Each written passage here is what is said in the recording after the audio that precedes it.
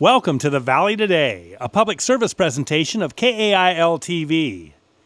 As our population increases, so does competition for land development. Thousands of acres farmed and wild habitat have been dozed over for housing projects throughout the 20th century. The Sierra Foothill Conservancy has stepped up and saved some pristine land from this fate. Join us as we visit with Jeanette Tuitele-Lewis and Logan Page of the Sierra Foothill Conservancy. Up next on the Valley Today. Ready to go? I'm ready. All right, well, welcome to the Valley Today. We are at the Sierra Foothill Conservation Preserve, right? Yeah, Conservancy Preserve. This is the Mackenzie Table Mountain Preserve. Okay, yeah. And we're with Jeanette Tuitele-Lewis. Tuitele-Lewis. Uh-huh. Well, thanks for being on our show. Yeah, thanks for Now having tell us us. a little bit about the Conservancy. So the Conservancy started in about 1996, and so we've been around for roughly 17 or so years.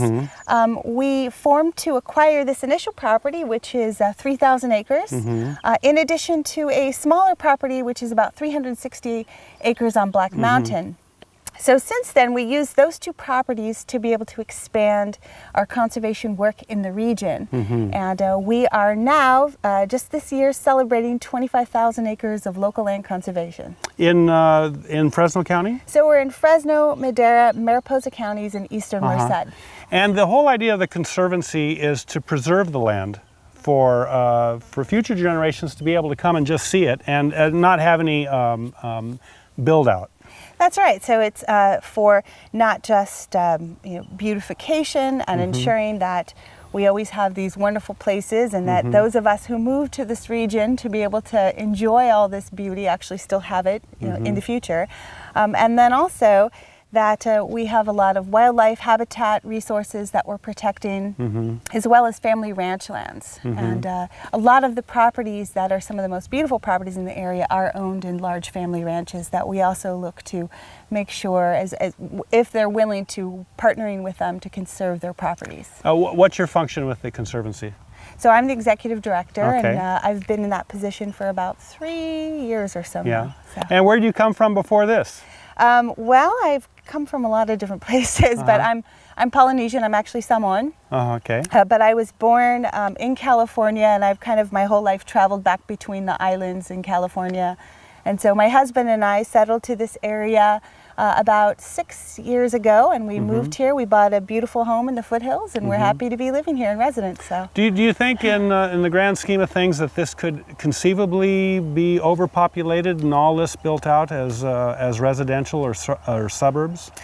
Well, I mean, I think that the folks that are probably living east of Los Angeles never really thought that the city would ever reach that far to them, and so I think that with the projections of the San Joaquin Valley population growth that are out there, I think it's likely that a lot of this area will be developed. And so I think setting aside some of the best pieces now to make sure that those folks will still continue to have open space and nice vistas in the future is pretty critical. So, and this has really changed because in years past, this was all private property, so there really wasn't that much access unless you knew the landowner. So for the conservation, the conservatory to be able to function now, it's got all these open spaces that the public can indeed come and see. Yeah, I mean, it's still under private property, so even though we're a 501(c), it's still privately owned, but we are able to provide some guided access on our properties, and we don't have the resources of a park, but we can offer guided hikes and classes, and those basically start in the fall and they go all the way through the spring during the times where folks want to be out anyway. So. Right, yeah. Now, do you have biologists and people that can point out the different life here, the wildlife, and certainly the trees and flowers and things like that? Yeah, we do. Our board has several biologists, and then we have a land committee. Are you talking about right now, today? Well, I can probably point out a few things to you. So. I don't really think of myself as a biologist, but I certainly know about some of the resources around here. And the learning curve has had to be probably fairly immense for you. Yeah, my background is in tropical ecosystems, so it's much different. Do you miss the islands? I do. Yeah. Yeah, I miss them a lot, but you know, I think that the Sierra Foothill region is so unique, and it's wonderful to be here and to be able to explore this area, and you know, it's very different. So what do you do typically with the people that belong to the Conservancy? So with our membership unit, so we have a membership of about 1,000 people, and our members, are supporters of the organization. They also receive our quarterly newsletter, which is the Advocate. They get event notices before the public gets them. They have discounts in their hikes and classes, and actually all their hikes are for free. Yeah. And then they get discounts, and they also get invitations to attend special events that are only member-only events. So. Very cool. Yeah. Yeah.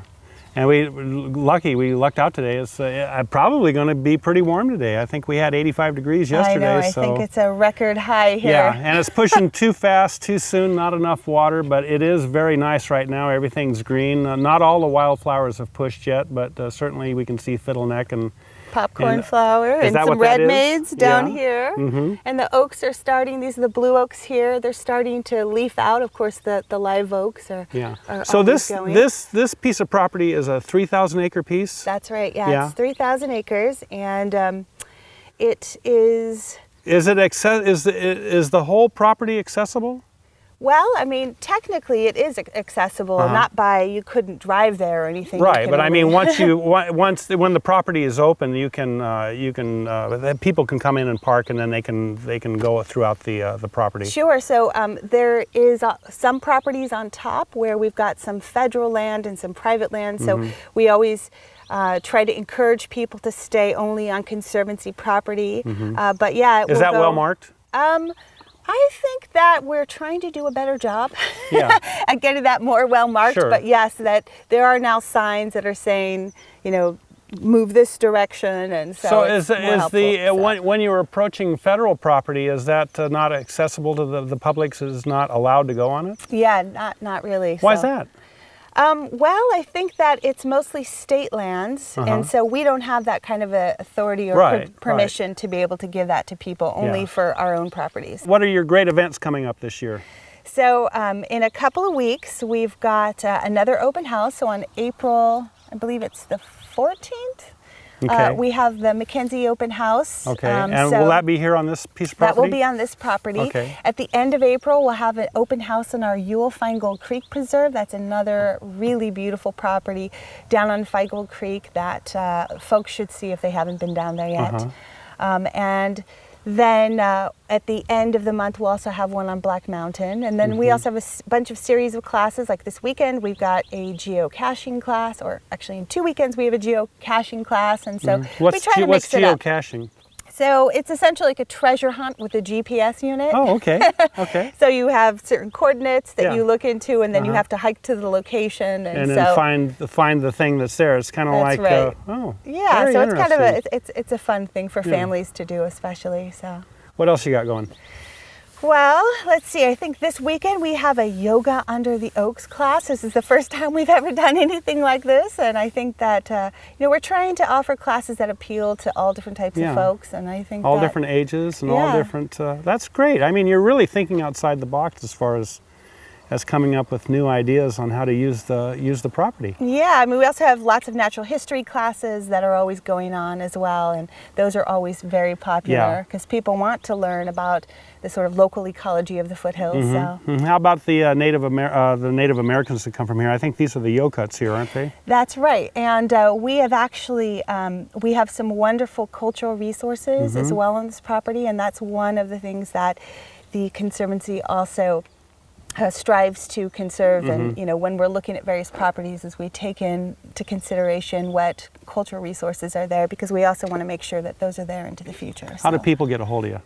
The best way to reach us is by going to our website at www.sierrafoothill.org. We're actually in the process of overhauling our whole website, and so we'll have a new one launched within the next 2 months. But in the meantime, you can visit there now.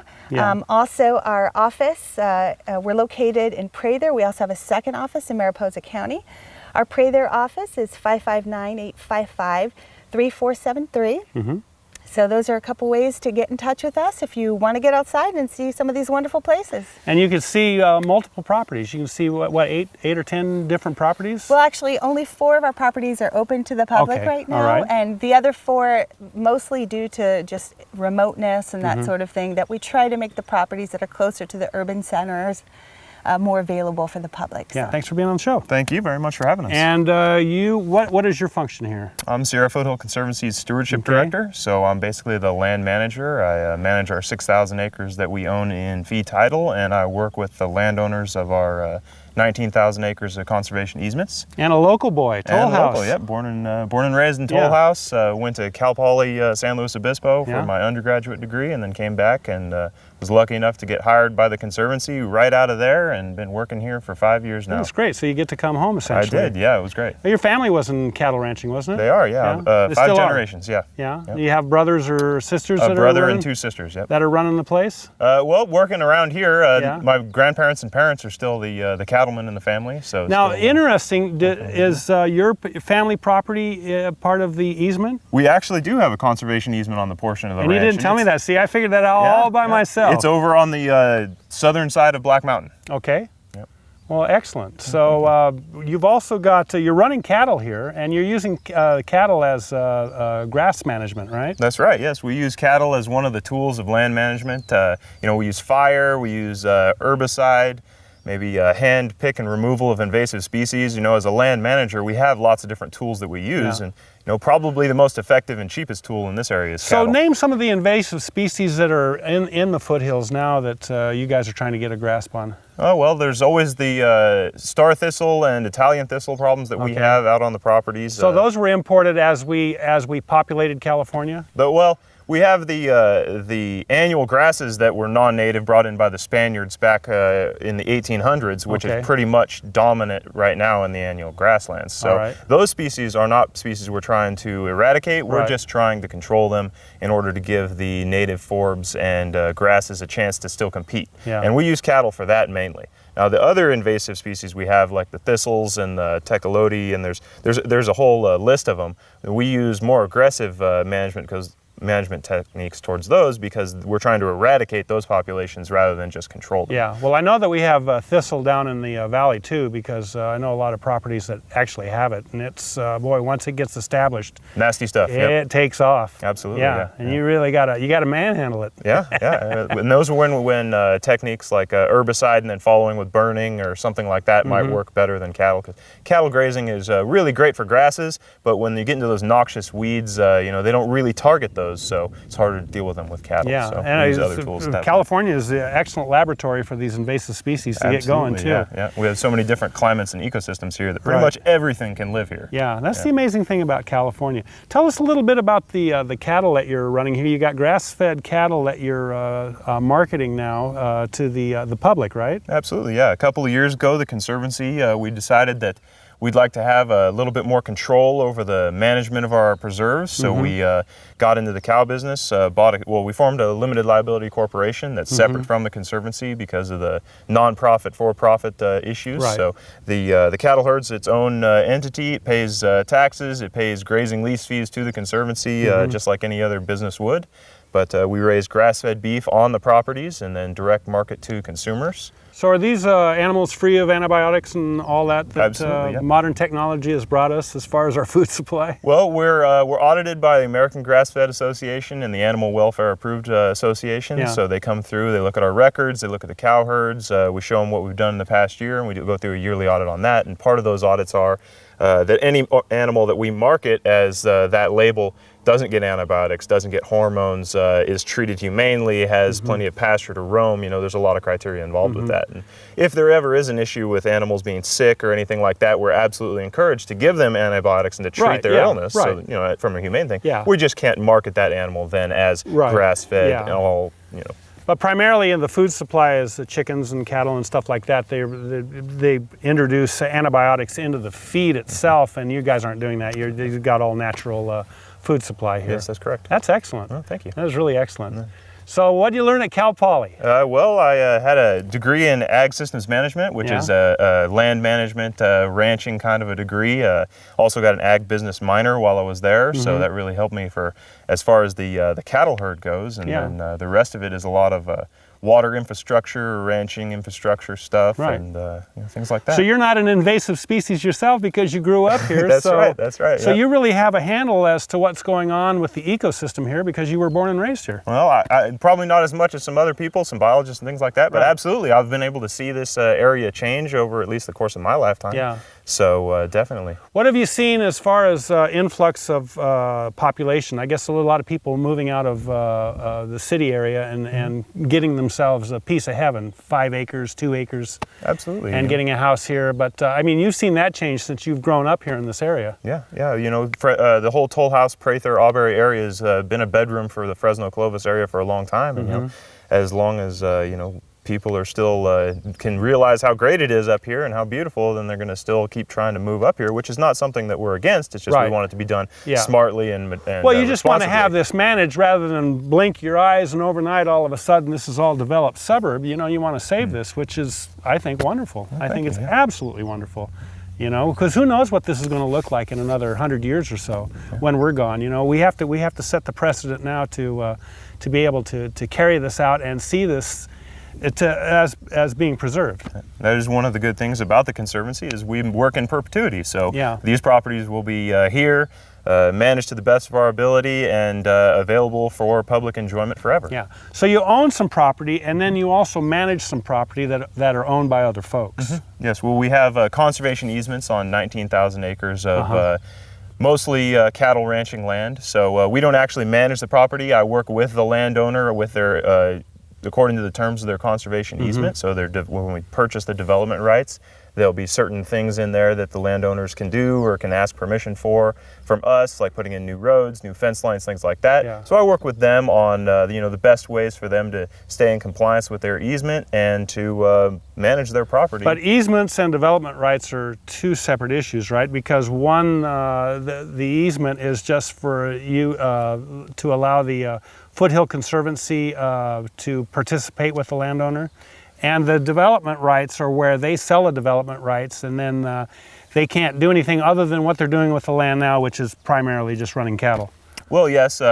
The way that we record that the development rights have been sold is through a conservation easement, so they are the same thing. They can either be purchased or they can be donated for a tax incentive through the state or federal government. So at that point, you know, we own a interest in the property, basically, the development right interest, which is extinguished when we purchase it, since it's through most of the time state and federal funding. Yeah. So basically, we are then a partner with the landowner to make sure that they are keeping compliance with their easement, and that you know, we can help them out in any land management or any assistance that we can give too, because we're ultimate goal is these properties protected and maintained in perpetuity. So there are conservancies all throughout California. The foothills, the Sierra Foothills, probably on the east side too, right? Absolutely. The east side of the Sierras? Pretty much anywhere you go in California, there's a land trust that serves that area. Yeah. And we only serve Fresno, Madera, and Mariposa counties, and eastern Merced County, basically the grasslands of eastern Merced County. You have another office in the Mariposa area, right? We do, in Mariposa County, actually in the town of Mariposa, right there on Main Street. Oh, cool. Yeah.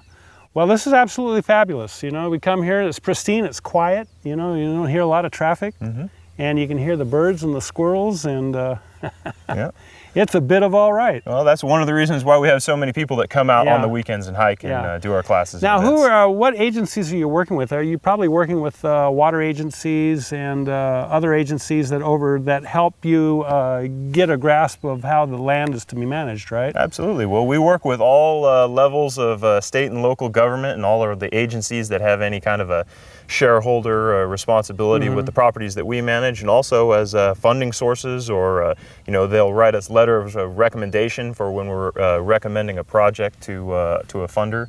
So you know, we work with Fish and Game, Bureau of Rec, BOR,